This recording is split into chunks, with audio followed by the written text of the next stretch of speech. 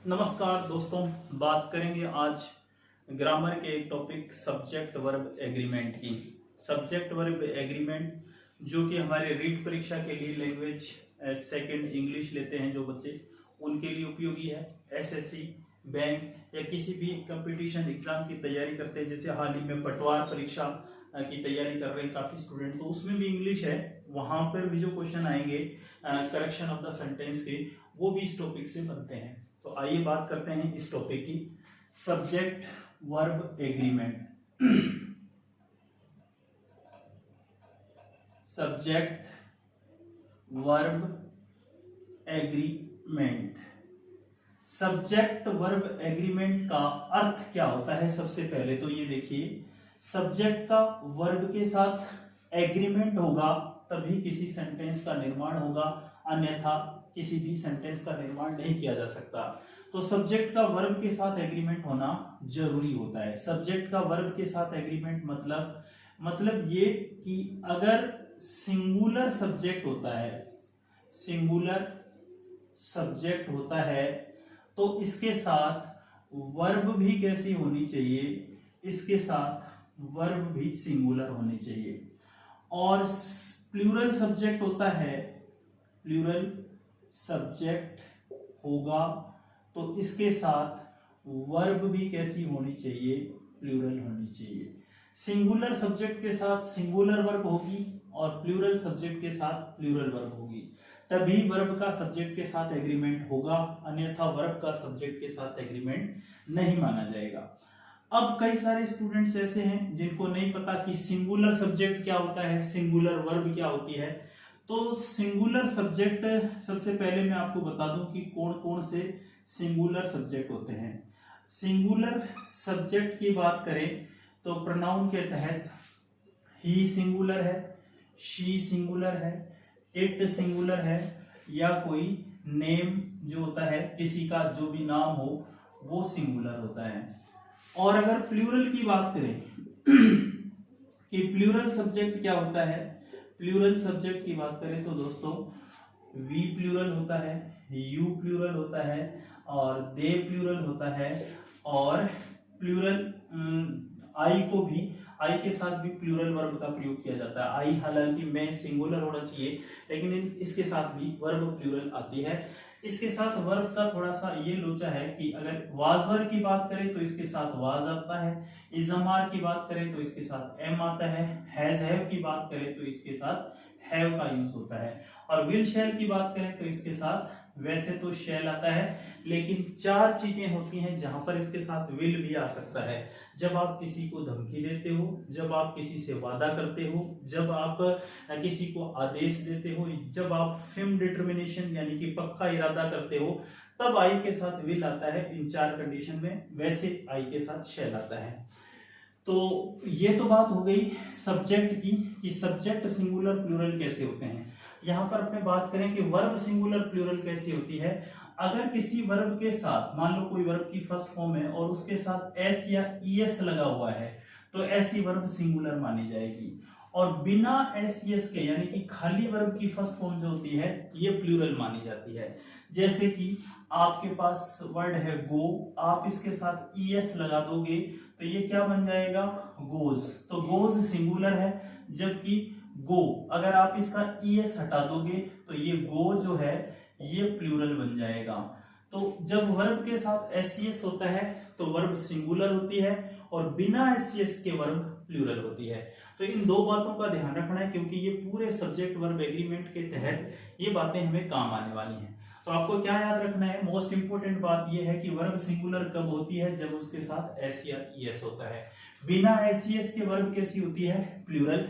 जैसे गोज तो सिंगुलर है और गो प्लूरल है। लेकिन यहां पर सब्जेक्ट की बात करें तो ही, शी, इट, नेम, किसी का भी नाम, ये सिंगुलर होता है। वी, यू, दे, ये जो होते हैं प्लूरल होते हैं। आई को भी प्लूरल माना जाता है क्योंकि हैव का प्रयोग किया जाता है इसके साथ, इसलिए। और इज़मार की बात की जाए तो इसमें एम का प्रयोग होगा। वाजवर की बात की जाए तो वाज का प्रयोग किया जाता है। विल शैल में से शैल का प्रयोग इसके साथ किया जाता है। तो दोस्तों ये तो है बेसिक बात सब्जेक्ट वर्ब एग्रीमेंट की। और इसके तहत और क्या हो सकता है? उसको अपने रूल वाइज पढ़ेंगे, एक एक करके रूल अपने इसको यहाँ पर देखने वाले हैं।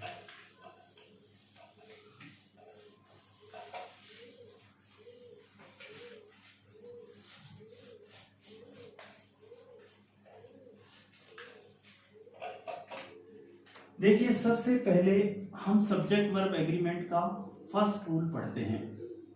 फर्स्ट रूल जैसा कि मैंने आपको अभी बताया था कि अगर हमारे पास सिंगुलर सब्जेक्ट होता है तो हम उसके साथ सिंगुलर ही वर्ब का प्रयोग करते हैं, सिंगुलर वर्ब का प्रयोग करते हैं। और वर्ब सिंगुलर कब होती है, अभी अभी मैंने बताया आपको कि वर्ब की फर्स्ट फॉर्म के साथ जब एस सी एस होता है तो वर्ब सिंगुलर होती है। इसका एग्जाम्पल मैं ऐसे लिख सकता हूं कि ही स्पेस वर्क हार्ड, ही वर्क हार्ड। मान लो ये सेंटेंस है। अब अपने को पता है कि ये ही कैसा सब्जेक्ट है, सिंगुलर, तो वर्ब भी सिंगुलर होनी चाहिए। वर्ब सिंगुलर होगी कब, जब उसके साथ एस सी एस।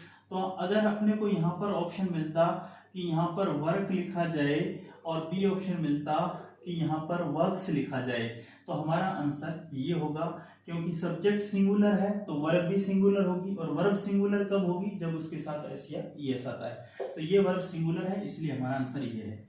और दूसरा रूल ये कहता है कि अगर सब्जेक्ट प्लूरल है, सब्जेक्ट प्लूरल है तो फिर वर्ब भी प्लूरल होनी चाहिए, वर्ब भी प्लूरल होनी चाहिए। और वर्ब प्लूरल होती कब है, बिना एस सी एस के वर्ब प्लूरल कहलाती है। अब मैं ही की जगह अगर यू लिख देता, यू स्पेस वर्क हार्ड, और अपने पास दो ऑप्शन होते कि आपको यहाँ पर वर्क लिखना है या आपको यहाँ पर वर्क्स लिखना है। इन दोनों में से किसका यूज किया जाए, तो अपने को पता है कि यू प्लूरल सब्जेक्ट है तो वर्ब प्लूरल होगी, और वर्ब प्लूरल कब होती है, जब उसके साथ एस सी एस नहीं होता। तो हमारा आंसर यहाँ पर क्या होगा, वर्क। तो यहाँ पर सिंगुलर सब्जेक्ट के साथ सिंगुलर वर्ब, प्लूरल सब्जेक्ट के साथ प्लूरल वर्ब का प्रयोग इस तरह से किया जा सकता है। ये हमारा बेसिक और पहला रूल है। आगे के रूल की और बात करते हैं।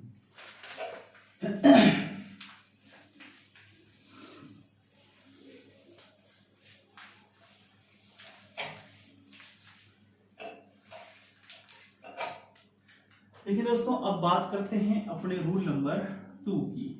रूल नंबर 2, रूल नंबर 2 कहता है कि जब दो subject, when two subjects joined with and, जब दो सब्जेक्ट आपस में एंड से जुड़े हों तो फिर उनको सिंगुलर माना जाए या प्लूरल माना जाए, और वर्ब कैसे यूज की जाए उसकी बात कर रहे हैं। तो यहां पर हम ये कह सकते हैं कि जब दो सब्जेक्ट्स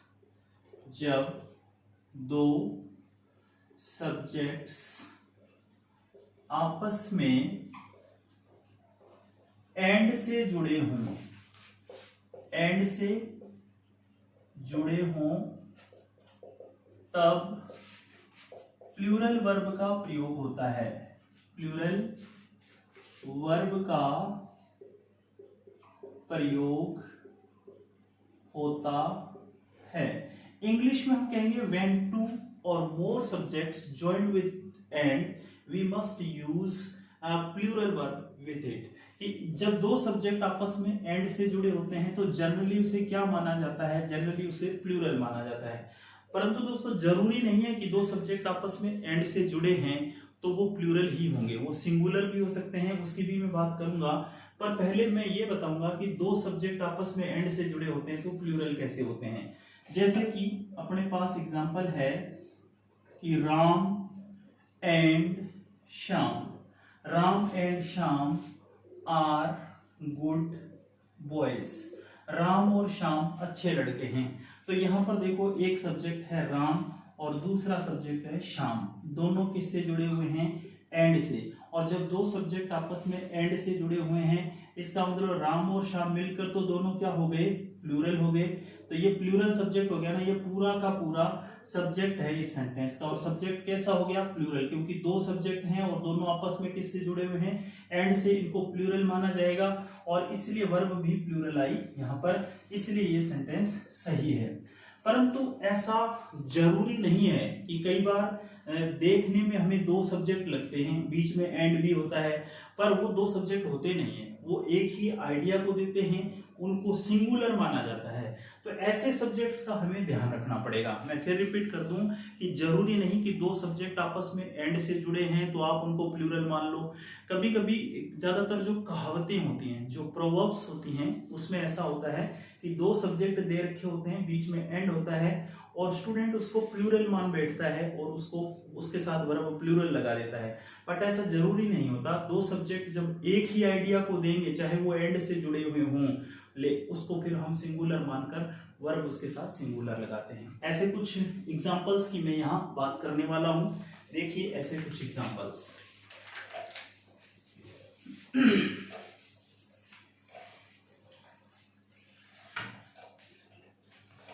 जैसे कि अपने ऐसे लिखते हैं, slow and steady, slow and steady space the race, race. अब अपने पास यहां पर ऑप्शन है कि विन लिखा जाए या विंस लिखा जाए। दोस्तों फिर मैं बता दूं कि वर्ब के साथ अगर एस और ईएस होगा तो वर्ब सिंगुलर होगी, और वर्ब अकेली होगी बिना एस के तो ऐसी वर्ब को प्लूरल माना जाता है। अब ये कह रहा है slow and steady win the race या विंस द रेस। अब अपने को पता है ये बिना एस के ये तो प्लूरल वर्ब है और ये एस के है तो ये सिंगुलर वर्ब है। और यहाँ पर हमें लग रहा है कि दो सब्जेक्ट हैं, स्लो एंड स्टडी। स्लो का मतलब होता है धीरे, स्टडी का अर्थ होता है कंटिन्यू, यानी कि लगातार। धीरे और लगातार चलने वाला रेस जीतता है। तो यहाँ पर देखने में आपको दो सब्जेक्ट लग रहे हैं, बट ये दोनों एक ही आइडिया को बता रहे हैं, इसलिए इनको दो अलग अलग सब्जेक्ट नहीं मानना, इनको सिंगुलर सब्जेक्ट मानना है।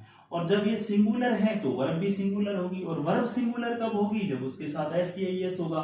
तो हमारा आंसर क्या होगा? विंस। तो यहाँ पर आंसर बनेगा slow and steady wins the race. इसी तरह अपने कहते हैं, कहावत है कि समय और लहरें किसी का इंतजार नहीं करती। तो इंग्लिश में हम क्या बोलते हैं? टाइम एंड टाइड स्पेस, और यहां पर अपने लिखते हैं वेट फॉर नन। समय और लहरें किसी का इंतजार नहीं करती। अपने पास दो ऑप्शन हैं, एक तो वेट और एक ऑप्शन है वेट्स। तो यहां पर भी देखने को टाइम और टाइड दो सब्जेक्ट दिखाई दे रहे हैं, बट टाइम और टाइड दोनों एक ही आइडिया को बता रहे हैं, इसलिए इनको सिंगुलर माना जाएगा। और इनको सिंगुलर मानकर वर्ब सिंगुलर आएगी, तो यहां पर क्या आंसर बनेगा?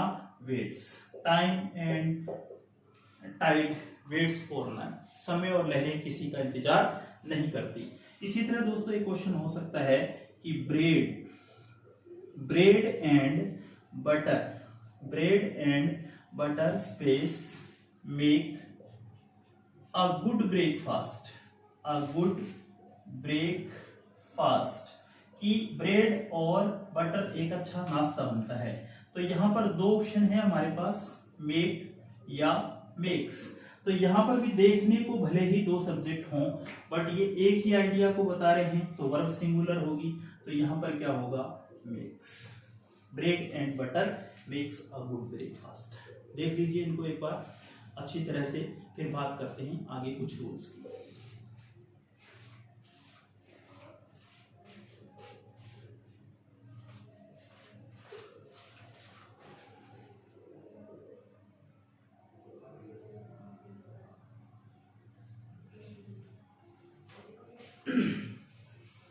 तो दोस्तों जैसे स्लो एंड स्टडी है, टाइम एंड टाइड है, ब्रेड एंड बटर है, ऐसे ही कुछ और भी जोड़े हैं। उन जोड़ों की भी बात मैं कर लेता हूं जिनके साथ वर्ब सिंगुलर आती है।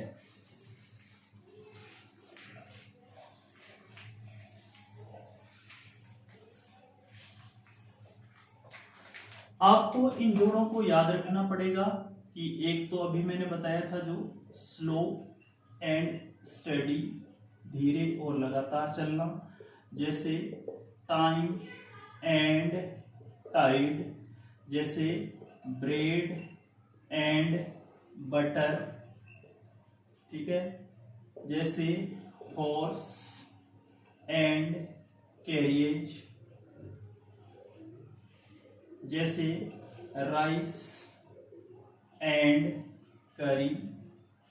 ये ऐसे जोड़े हैं जिनको हमेशा सिंगुलर माना जाता है, इनके साथ वर्ब हमेशा सिंगुलर आएगी। वर्ब सिंगुलर आएगी मतलब वर्ब की फर्स्ट फॉर्म एससीएस आएगा। लेकिन दो एक्सेप्शन हैं, दो एक्सेप्शन दोस्तों अपवाद को कहा जाता है, जो रूल को नहीं मानता। ये जोड़े तो याद रखना कि ये सिंगुलर अर्थ देते हैं, इनको देखने में भले ही अपने को दो लग रहे हैं लेकिन ये सिंगुलर अर्थ देते हैं, वर्ब सिंगुलर आती है।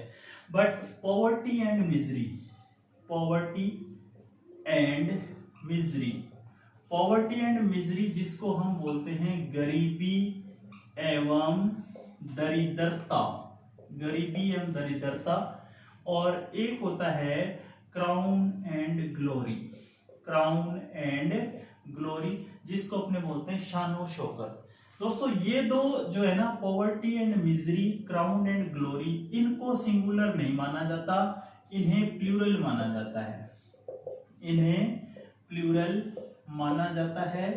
और इन्हें प्लूरल माना जाता है तो इनके साथ वर्ब कैसी होगी, इनके साथ वर्ब प्लूरल होगी, प्लूरल होगी।